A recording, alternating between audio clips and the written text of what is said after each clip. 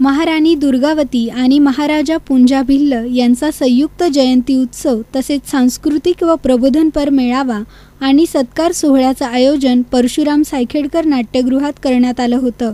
अखिल भारतीय आदिवासी विकास परिषदेतर्फे हा मेळावा आयोजित करण्यात आला होता। गोल्फ क्लब मैदानापासून शोभायात्रेला प्रारंभ झाला। आदिवासी मुलामुलींनी शोभायात्रेप्रसंगी आपले नृत्य कलाविष्कार सादर केले।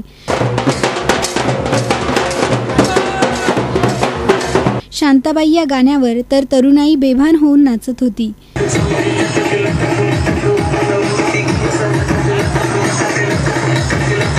तरुणींनीही महाराणींच्या वेशभूषा साकारल्या होत्या। शोभायात्रेची सांगता परशुराम सायखेडकर सभागृहात झाली। त्यानंतर परशुराम नाट्यगृहात मान्यवरांच्या हस्ते महापुरुषांच्या प्रतिमेला पुष्पहार अर्पण करून कार्यक्रमाला सुरुवात झाली। समाजात उल्लेखनीय कामगिरी करणाऱ्या नागरिकांना तसेच आदिवासी नृत्यात सहभागी झालेल्यांचा सत्कार मान्यवरांच्या हस्ते करण्यात आला। माजी आदिवासी विकास मंत्री मधुकर पिचड यांनी तरुणांना आदिवासी संस्कृतीची जाणीव व्हावी म्हणून या मेळाव्याचे आयोजन करण्यात आल्याचं सांगितलंय।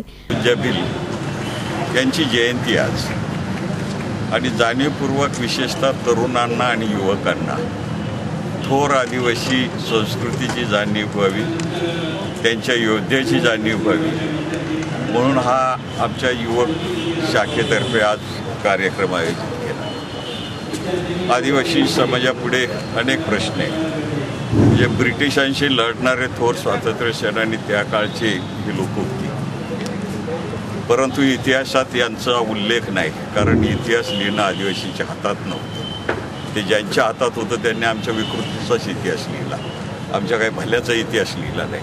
म्हणून ही जागृती या समाजाच्या तरुण मुलांमध्ये यावी म्हणून हा जाणीवपूर्वक कार्यक्रम आज ठेवला। आदिवासी समाजापुढचे प्रश्न आहेत। आज देखील आपण बघितलं असेल तर विशेषतः मोहन भागवतांनी सांगितलं आरक्षणच रद्द करा, फेरविचार करा।